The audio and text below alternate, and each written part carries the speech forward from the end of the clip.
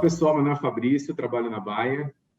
A convite da Dr. Jones e da Bayer, hoje a gente vai bater um papo aqui com o Dr. Fernando Vidigal, médico oncologista, com o Sr. Sérgio Santos, que é um paciente aqui que vai nos trazer uma ideia do que é a vida real, e com o CEO da Dr. Jones, e também presidente dessa mesma corporação.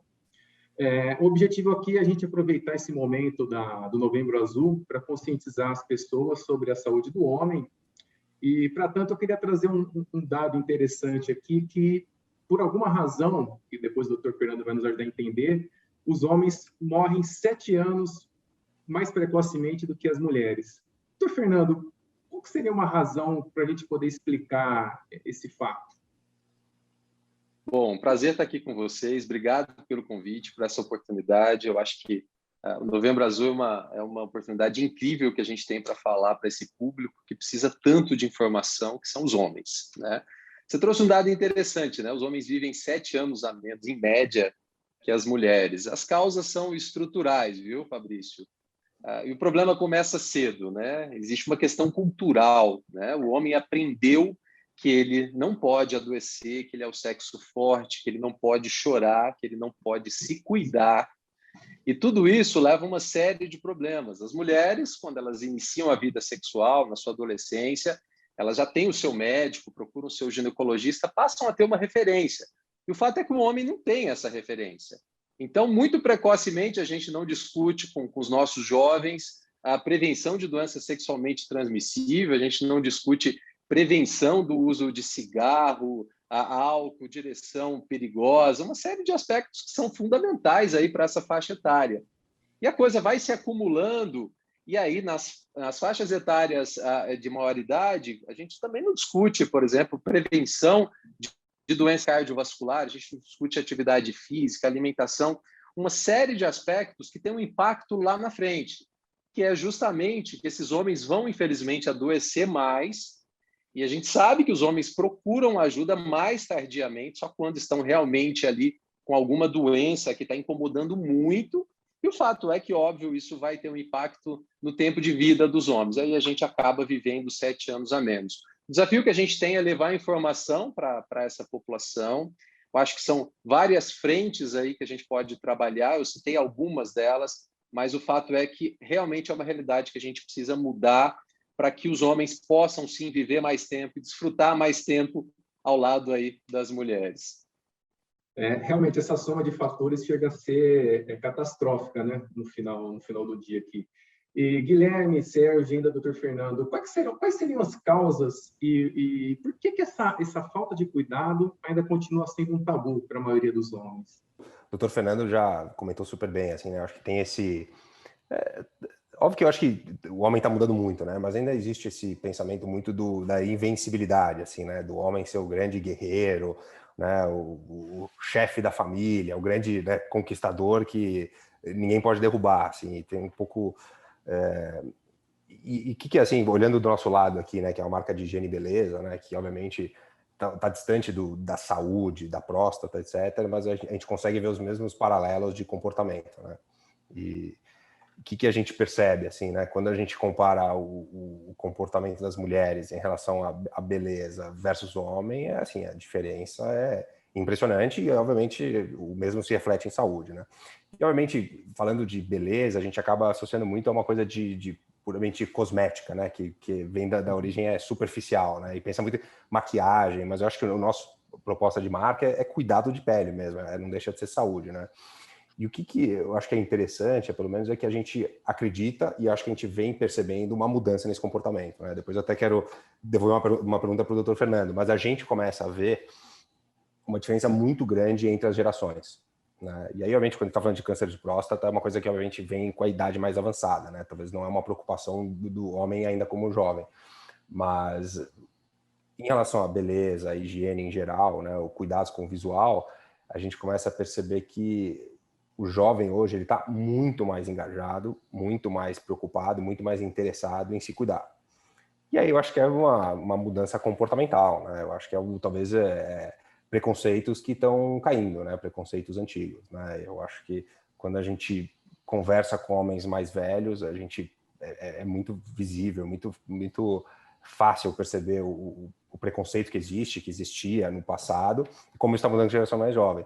Mas eu acho que muito, né, só respondendo a sua pergunta, muito desse comportamento, eu acho que é esse papel que o homem sempre teve no passado e cada vez muda mais, de ser realmente o chefe da família, o que tem que gerar renda para a família, né, pôr a comida no prato, sabe? Eu acho que isso mudou completamente nos últimos 20, 30 anos e tende a cada vez ficar mais equilibrado, né? Acho que os papéis, antigamente o homem tinha um papel muito claro na sociedade e hoje esse papel não é mais tão definido, assim, né? Hoje ele se mistura muito com as mulheres, né?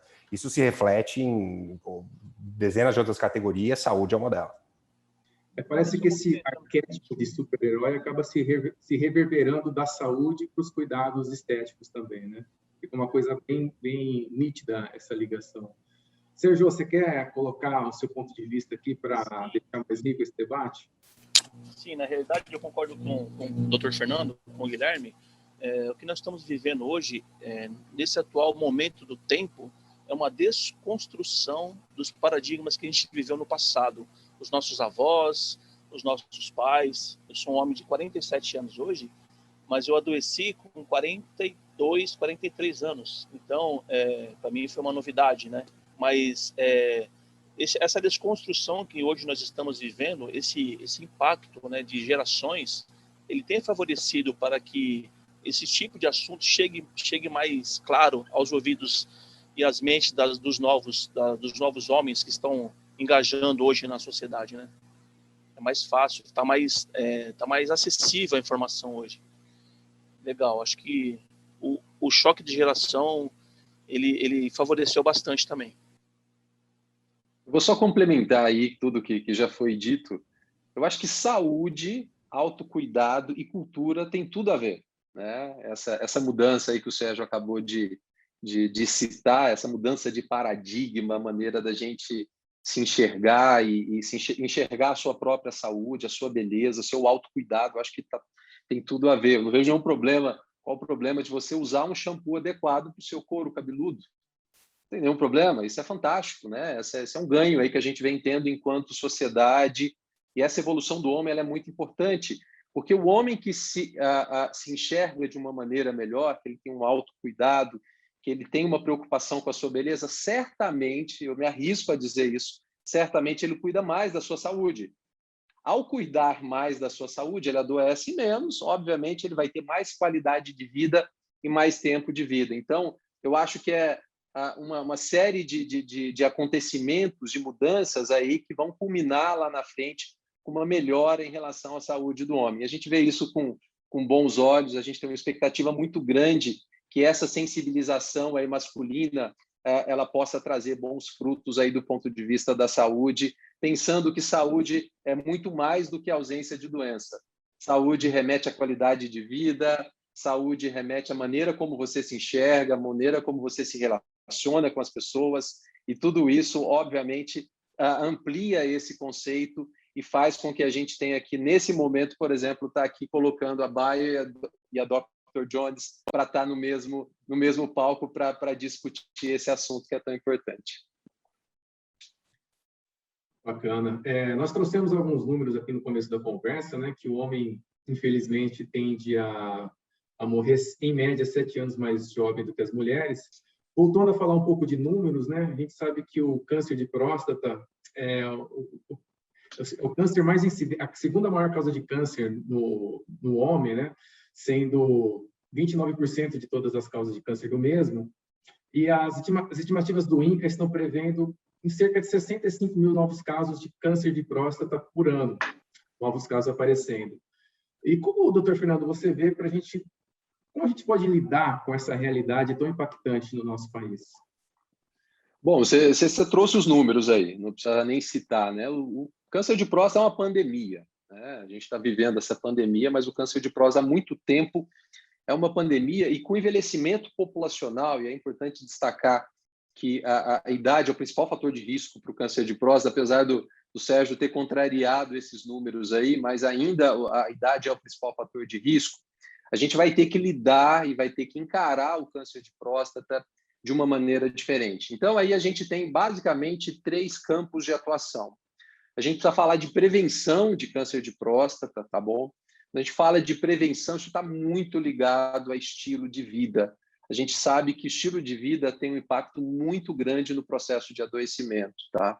Então, aí a gente preconiza aí a questão da prática da atividade física, a gente pode até dissecar isso um pouquinho melhor, a questão da alimentação, a questão da espiritualidade, a gente vem discutindo cada vez mais o papel da espiritualidade, uma série de terapias em paralelo aí que a gente pode fazer aí para melhorar esse aspecto. A gente fala de qualidade de relacionamento, sono, enfim, todos os aspectos que vão impactar numa incidência menor de câncer. E mais do que isso, cânceres menos agressivos.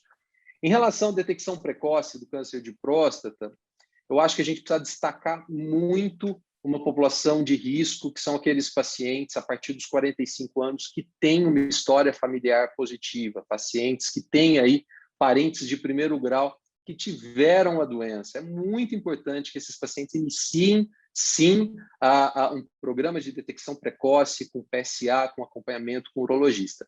Para aqueles pacientes após os 50 anos, a maioria da população, a gente sempre divide aí os benefícios em relação à detecção precoce via PSA com esses pacientes. A gente sempre coloca aí aspectos aí que a gente ganha, aspectos que a gente perde em relação a esse aspecto. Para aqueles pacientes que têm diagnóstico do câncer de próstata, a gente divide a doença numa doença, na grande maioria das vezes, localizada na próstata, né? E aí a gente avançou muito com terapias menos invasivas, né? A gente cita, por exemplo, a cirurgia, a gente teve avanço num tipo de cirurgia específica, que é a cirurgia robótica, que é uma cirurgia minimamente invasiva. O paciente faz uma cirurgia, quase praticamente no dia seguinte ele tem alta, com altas taxas de sucesso, e vem ganhando cada vez mais uma importância. A gente tem também tratamentos com radioterapia, que a gente consegue fazer num número menor de frações, a gente consegue trazer altas taxas de cura. E para aqueles pacientes que têm uma doença já avançada, a gente também melhorou muito a qualidade de vida desses pacientes. A gente já tem, por exemplo, hoje drogas orais, que são medicamentos, né, que inibem o crescimento do tumor, que o paciente consegue tomar diariamente, ter uma qualidade de vida, seguir a sua vida aí com seus projetos, com tudo mais que o cerca. Então, eu acho que quando a gente pensa no câncer de próstata, a gente tem que, mais uma vez, quebrar os tabus em relação à doença, né? Desmistificar aí a relação do toque retal com masculinidade, que não tem nada a ver, isso é uma grande besteira, né? E dar luz aí para essa doença, que queira ou não, a cada 4 brasileiros que recebem um diagnóstico de câncer, vai receber um diagnóstico de câncer de próstata. Então, a gente tem que encarar de frente e trazer informação, e principalmente informação de qualidade, para que a gente possa ajudar os homens em relação ao enfrentamento do câncer de próstata. Complemento, né? E a integração, né? E a soma positiva de todos esses fatores. Agora eu queria parafrasear um pouco o nosso saudoso Nelson Rodrigues e falar da vida como ela é. E para isso eu queria ouvir um pouquinho do Sérgio. Sérgio, como é ser um paciente enfrentando essa situação? Bom, não é fácil, lógico, né? É uma descoberta, assim, a mim foi bem chocante, somente por ele ter 43 anos e não esperava por isso de jeito nenhum, não imaginaria que algum dia eu poderia ser acometido por um câncer, né? E para mim foi uma grande surpresa, mas graças aos profissionais como o Dr. Fernando, eu consegui superar. Eu fiz a cirurgia de retirada da próstata, eu fiz todos os procedimentos que o Dr. Fernando citou agora há pouco, fiz a radioterapia, estou fazendo a hormonioterapia, faço a quimioterapia oral, tudo isso me ajudou bastante, né? Eu fui diagnosticado com câncer de próstata, Gleason 10, é um dos mais agressivos que tem, né? E quando eu fiz a cirurgia com o Dr. Tiago Borges, aí, o Dr. Fernando deve conhecê-lo, lá do AC Camargo. Quando eu apresentei o resultado do exame para o doutor, ele falou assim, olha, precisamos operar imediatamente. Não pode esperar, porque já está avançando, é um câncer que está correndo risco de se espalhar pelo resto do corpo e precisamos tratar disso agora, né? Então foi todo aquele choque. A minha esposa, minha filha, minha mãe, todos os meus amigos, aquele choque geral, né? Mas assim, O mais difícil mesmo foi no momento em que eu fui diagnosticado, eu não tinha plano de saúde, eu não tinha emprego, estava desempregado, minha esposa estava desempregada, estava passando por uma fase terrível, né? Mas aí recebi esse diagnóstico em cima. Só que graças a Deus, eu tinha feito um processo seletivo na Bayer, no mesmo dia que eu recebi o diagnóstico da Bayer, do laudo médico, diagnóstico de câncer, o pessoal da RH da Bayer me ligou e falou assim, olha, você está contratado, segunda-feira você começa a trabalhar com a gente. Comecei, fiz o tratamento, fiz a cirurgia, recuperação de 40 dias, foi a minha cirurgia foi a videoparoscopia, mas não foi a robótica, foi a manual, né? E não teve complicações, mas eu demorei um pouco mais para me recuperar e assim, né? Uma coisa que afetou muito, né? Mas o meu maior medo, na realidade, foi perder a minha masculinidade, né? O meu maior desafio foi mental e foi muito difícil, né? Mas eu tive apoio total de profissionais como o Dr. Fernando novamente, tive apoio da doutora Maria Nivana, que trabalha lá com nossa Camargo também. Assim, eles me indicaram ótimos profissionais que me ajudaram bastante, né? Hoje, já fazem 3 anos que eu estou fazendo o tratamento, 3 anos. O câncer ele está estabilizado. O PSA ele estava subindo, doutor, há uns 3 meses atrás. Comecei a fazer o tratamento e agora ele estabilizou novamente. Então, eu estou nessa fase, estou fazendo o tratamento. E, assim, todas as pessoas que eu converso, por exemplo, o Guilherme, aqui do Dr. Jones, e o Fabrício, vocês 2 homens, para mim são 2 novas amizades que eu estou fazendo hoje. Eu sempre indico a vocês, façam o exame de toque, façam o seu acompanhamento anual ao urologista, não tenham preconceito com relação a isso, porque é importante você diagnosticar isso o mais precocemente possível, né? Eu, graças a Deus, consegui diagnosticar, eu fui diagnosticado, mas no meu caso, demorou um pouco, porque ele estava avançando muito rápido, ele cresceu muito rápido. Eu havia feito os meus exames no começo de janeiro, quando foi em setembro, ele já estava enorme, já estava tamanho de um limão. Então o doutor falou assim, vamos operar, não tem jeito, né? Mas assim, todos os homens que entram novamente, que entram para o meu ciclo de amizade, ou novas mulheres que entram para o meu ciclo de amizade, que eu pergunto, olha, seus esposos, seus namorados, seus filhos, seus parentes, seus primos, quem você puderem alertá-los dessa importância de fazer esse diagnóstico, fazer o acompanhamento, eu sempre faço. Não deixo passar em branco, não. Eu sempre faço porque é importante, né? Essa conscientização de que esse processo é um processo que vai fazer muita diferença. Se eu não gostaria que vocês, por exemplo, o Guilherme, ou você, Fabrício, ou outro Guilherme, ou o doutor Fernando mesmo, passassem pelo que eu passei, sentir o que eu senti e ter essa experiência, né, na vida. Então, eu acredito que se o mais cedo possível, se vocês forem passar por isso, ou alguém conhecido, parente próximo, se for passar por isso, e ele for passar com a consciência de que não é tão ruim assim como se imagina, né, vai ser mais fácil para lutar nessa batalha. Eu gostaria muito que vocês também abraçassem essa causa como homens, né, divulgassem para os amigos, para os clientes, para os pais, tios, a importância da consulta ao urologista. Obrigado, Sérgio, por ter jogado essa luz, né, sobre o que é ser um paciente, né? O que é ser o ser humano, né? A campanha Novembro Azul não é mais um lacinho azul no peito, nem uma conversa, nem essa live, nem esse momento que a gente está tendo aqui. Eu acho que a tutela é o paciente e o bem-estar do mesmo. Agora, chamou atenção a ambivalência do seu caso, né? Porque, apesar de você ter sido diagnosticado muito precocemente pelas estatísticas, você teve acesso a um dos melhores tratamentos disponíveis no Brasil e no mundo, que foi um Cancer Center, e está seguindo aí com um tratamento muito adequado para o seu caso. Doutor Fernando, como é que é para a realidade do afegão comum, vamos dizer assim, né? Do brasileiro médio, para lidar com essa situação? Bom, primeiro, parabéns, viu, Sérgio? Parabéns pela sua história, parabéns pelo seu exemplo e pela coragem, né, de estar contando a sua história aqui, tá ajudando outros homens, estimular os homens em relação a se cuidar. Bom, Fabrício, a jornada do paciente, hoje, pensando no nosso país, um país de extensão continental, que tem tantas realidades diferentes, ela é muito complexa, né? A gente precisa até ter um olhar mais crítico em relação a todas as campanhas que existem em relação a diagnóstico precoce, porque muitas vezes esses pacientes não têm acesso aos exames, e uma vez que eles têm acesso a um exame alterado, para eles conseguirem fazer uma biópsia, e dessa biópsia eles conseguirem fazer todos os exames e chegar até um profissional habilitado para poder fazer um tratamento, é uma jornada aí que pode demorar de 6 meses a 1 ano, vamos colocar dessa forma, em média, né?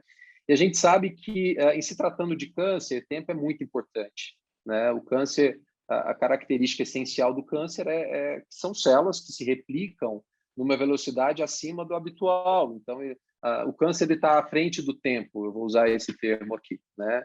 Então, do ponto de vista prático, para te dar uma informação bem concisa, essa jornada ela não é adequada, a gente tem muitos problemas, a realidade SUS ela realmente é muito dura, e o que a gente espera com campanhas como Novembro Azul, que essas campanhas possam se traduzir em políticas efetivas que mudem essa realidade. Então, eu acho que o desafio que a gente tem não é só colocar o azul no peito, não é só a gente colocar o Congresso de azul, mas que a gente possa também pressionar os nossos entes públicos, os nossos políticos, as pessoas que nos representam, e a gente também se organizar enquanto sociedade para exigir políticas adequadas para que os pacientes tenham acesso, porque senão fica realmente num discurso muito superficial, que não chega realmente na realidade daquele paciente que hoje não tem acesso a um médico, que não tem acesso a fazer um exame, como, por exemplo, aí o que o Sérgio fez, e mais do que isso, a um centro como, por exemplo, a C. Camargo, com profissionais altamente capacitados. Então, eu acho que a gente tem ainda uma longa estrada a ser percorrida, mas é fundamental que a gente percorra. E acho que, unindo aí a gente, enquanto a sociedade organizada, uma empresa, por exemplo, como a Bayer, que tem um alcance aí mundial, empresas como a Dr. Jones, enfim, e toda a sociedade, para que a gente se organize cada vez mais, como, por exemplo, a gente está fazendo aqui nesse momento, trazendo informação, trazendo conhecimento para as pessoas, para que a gente aí sim possa estar mudando essa realidade e fazendo a diferença aí para os nossos homens em relação ao câncer de próstata. Vou fazer um comentário só, sem querer ser repetitivo, mas só de novo agradecer o Sérgio aí por contar a história dele, né? Super bacana. Eu acho que o principal objetivo aqui desse bate-papo é passar informação e conscientização. Eu acho que nada mais forte do que uma história de verdade, assim, né? Alguém vir aqui contar o que você já passou, o que está passando, né? Eu acho que o valor disso é enorme para, né, quem está vendo esse vídeo aqui. Eu acho que, né, o doutor Fernando trouxe estatísticas que são realmente alarmantes, mas a gente sabe que muitas vezes passa batido, né? A gente ouve a estatística e aquele famoso não é comigo, né? E daí quando você ouve uma história verdadeira que nem a sua, né? Então, super obrigado por estar dividindo com a gente. Mas voltando até, acho que a pergunta que o Fabrício fez de estética, eu tenho mais uma curiosidade, assim, aí nem relacionado puramente à estética, visual, mas eu acho que você, tendo passado por essa experiência que você teve, né? Quanto isso impactou, acho que você como homem, em relação a cuidar do seu corpo em geral, né? Talvez não só estética, mas até saúde como um todo, né? Assim, talvez de olhar para trás e falar, putz, realmente, né? Podia ter me preocupado antes, né? E eu acho que esse tipo de transformação é o que a gente tenta fazer com esse call aqui, né? Das pessoas se conscientizarem. E é mais você, pessoalmente, como talvez isso mudou do jeito que você encara a vida, assim, realmente a cuidar do corpo, né? Não só estética, mas geral, assim, né?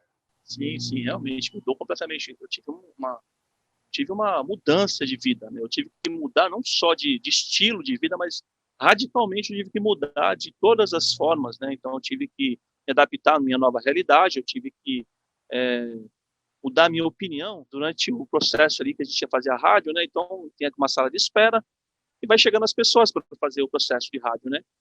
Então eu conheci assim um ciclo. Hoje a gente fala até hoje, tem um grupo de amizades que a gente se formou, né? E esses homens, eles não queriam falar para a família que estavam doentes, eles estavam fazendo tratamento Eles estavam passando por aquilo que estava passando, e eles não queriam comentar com ninguém. Eu falei, mas como é que você está conseguindo, cara? Você precisa de um apoio, você precisa colocar isso para fora, você precisa ouvir algumas novas, as pessoas têm a falar para você. Você precisa de um apoio, de amigos, de parentes. Isso é muito egoísmo da sua parte, você querer passar por isso sozinho, cara. E aí alguns deles falaram assim, você tem razão, você tem razão. E aí no dia seguinte, assim, ele trouxe a esposa. Aqui, ó, essa aqui é a minha esposa. Eu falei para ela me abraçou, cara. Ela falou, puxa, você que é o Sérgio? Sim, sou eu.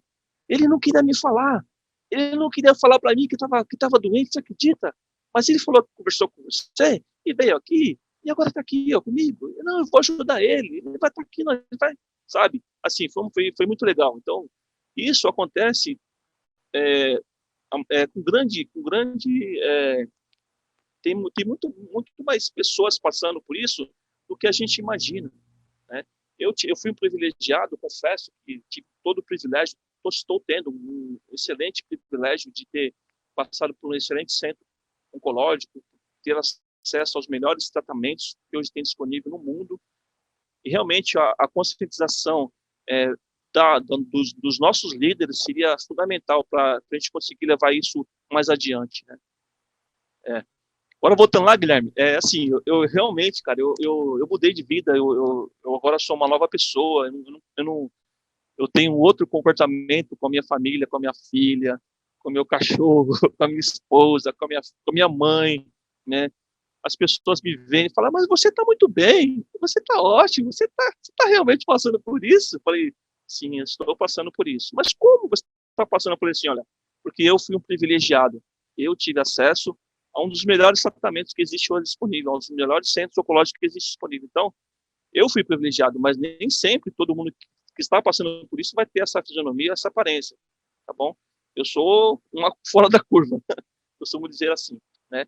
Mas sim, eu costumo dizer para as pessoas que foi mais uma experiência que eu estou passando na minha vida, mais uma que eu estou passando, que eu não vou deixar de compartilhar com ninguém. Eu falo sempre abertamente, não tenho vergonha de expor isso a ninguém, tá? E aí, tentando caráter informativo aqui para quem está vendo aí. Quando que você deve começar a fazer o exame do toque, começar a realmente monitorar, né? De novo, a gente sabe que é uma coisa que, por probabilidade, acontece mais velho, mas quanto antes começar, melhor. A gente sabe que um jovem de 20 anos talvez não vai começar, mas eu acho que tem uma idade que, de repente, é super importante começar a monitorar isso. Pô, legal, acho que essa pergunta ela é super importante, viu, Guilherme? Quando a gente fala de detecção precoce, a gente usa o termo rastreamento ou screening, enfim, é tudo a mesma coisa, né? É importante a gente entender que a gente está falando de medidas de saúde pública, a gente está falando de estratégias de detecção de um câncer, não numa população específica, pontual. Estou falando de uma grande população, e aí de um país, aí, quiçá, do mundo inteiro, né? E para isso, a gente se baseia em dados estatísticos, né? Como que a gente avalia isso, né? A gente entende um exame de rastreamento como um exame para detectar uma doença no estágio tão precoce que o paciente não tenha sequer sintomas, né? A gente entende um exame adequado de rastreamento, um exame que não vá trazer prejuízo para o paciente, né? Não vai ter que tirar um pedaço ali da pele do paciente, você não vai ter que fazer nenhum procedimento mais agressivo. E também pensando no custo disso. A gente está falando de saúde pública, né? Que esse teste de rastreamento que ele seja factível dentro de uma pauta econômica para aquele país, para aquela determinada região. Então, uma vez entendido isso, a gente vem colocando aí a estratégia de detecção precoce do câncer de próstata para pacientes que têm uma história familiar positiva, parentes de primeiro grau, a partir dos 45 anos. Né? Para a população em geral, a gente discute a partir dos 50 anos. Aí vem a pergunta fatídica, né? Você fala assim, pô, mas e o Sérgio? O que aconteceu? Né? E aí, realmente, é interessante a gente analisar exatamente que existem casos que vão fugir completamente aquilo que se espera de um diagnóstico de câncer, né? Eu acho que é o caso do Sérgio, né? O Sérgio aí, pelo pouco que ele passou de informações para a gente, Ele tem um câncer com características agressivas, né? Um Gleason 10, aí precisou fazer cirurgia, precisou fazer radioterapia, está fazendo agora hormonioterapia. Então, para essas populações específicas, para a família do Sérgio, por exemplo, a gente tem que ter uma atenção absolutamente especial. Não só para os homens, mas também para as mulheres, né? Porque a gente sabe que existem alguns genes que, nessa situação, estão mais implicados num risco maior de desenvolver o câncer, e a gente precisa estar de olho na família. E aí a gente já coloca um outro profissional, que é um profissional que a gente chama de oncogeneticista, né? Que vai pegar casos como o do Sérgio e fazer uma investigação genética mais adequada para entender qual o risco familiar envolvido pelo fato do Sérgio ter tido esse diagnóstico de câncer de próstata. Então, a gente faz uma análise global e a gente também faz uma análise específica, caso a caso, entendendo que muitos casos, como o do Sérgio, fogem completamente aí às estatísticas, fogem completamente ao que se espera para um diagnóstico de câncer de próstata. Bom, pessoal, pelo interesse do tempo, a gente vai seguir pelo encerramento. Desde já eu agradeço a presença do Dr. Fernando Vidigal, muito obrigado pelos esclarecimentos e jogar luz científica nessa discussão. Guilherme, muito obrigado por esse olhar da estética masculina, desse conjunto de saúde como um todo. Sérgio, obrigado pela coragem, muito obrigado pela transparência e por trazer a humanidade a esse tema. Acho do nosso lado, de novo, né, agradecer a todo mundo que participou, Fabrício, o Dr. Fernando, especialmente o Sérgio aí, que contou a história dele, assim, sem nenhum tipo de vergonha, nem nada parecido, então, super obrigado. O nosso objetivo aqui como marca, né, eu acho que a gente se uniu à Bayer para apoiar a campanha, né, eu acho que o principal objetivo aqui é conscientizar, é fazer o homem se cuidar mais. E aqui, eu até comentei mais cedo, né? Nosso consumidor já ele é um pouco mais jovem, talvez nem seja uma preocupação dele ainda, mas é olhar ao redor. Às vezes é perguntar para o pai dele se ele já fez o exame de câncer da próstata, né? Eu acho que realmente ajudar a espalhar a informação, né? Então, eu acho que a nossa ideia aqui de se juntar com a Bayer é realmente apoiar a causa, e por isso que a gente até criou um kit especial para a data, que a gente vai reverter 100% dos lucros para o Instituto Lado a Lado, né, que é a campanha que organiza o Novembro Azul. Então, muito mais um convite aí para quem estiver ouvindo a gente, seja apoiar a causa, seja comprando kit para reverter o lucro, mas principalmente ajudar na conscientização e a divulgar essa informação aqui, né? E agora, passar para o Dr. Fernando aí para dar uma palavra final. Bom, eu queria agradecer o convite, foi um prazer estar aqui com vocês, fazer esse bate-papo aqui super descontraído, falando de um tema super importante. Bom, eu deixo para vocês uma mensagem de alerta, uma mensagem para todos os homens de alerta, e ao mesmo tempo de otimismo. A gente precisa se cuidar mais, os homens precisam ter uma atenção maior com a sua saúde, para que os homens possam viver mais e que possam viver mais com qualidade de vida, se cuidando mais, entendendo que a sua saúde é importante para aqueles que estão ao seu redor, é importante para o seu país, é importante para o mundo melhor. E para a gente poder fazer isso, a gente precisa necessariamente falar de prevenção de doenças, a gente precisa falar de detecção precoce daquelas doenças que são passíveis de uma detecção precoce, e a gente precisa falar de tratamento oportuno. Tudo isso remete à vida, remete à qualidade de vida. Eu acho que é isso que a gente deseja e espera para os nossos homens. Muito obrigado. Legal. Gostaria de agradecer essa oportunidade que eu tive. Gostaria de agradecer essa oportunidade que eu tive de apresentar meu caso, meu testemunho aqui para vocês. E eu gostaria do fundo do meu coração, que vocês se conscientizassem e passassem essa mensagem para as pessoas próximas de vocês.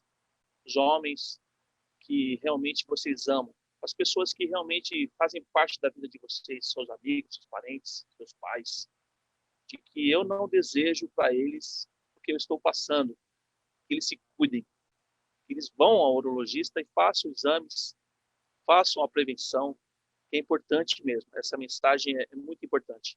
Legal? Muito obrigado, gente, pela sua oportunidade. Obrigado, Guilherme.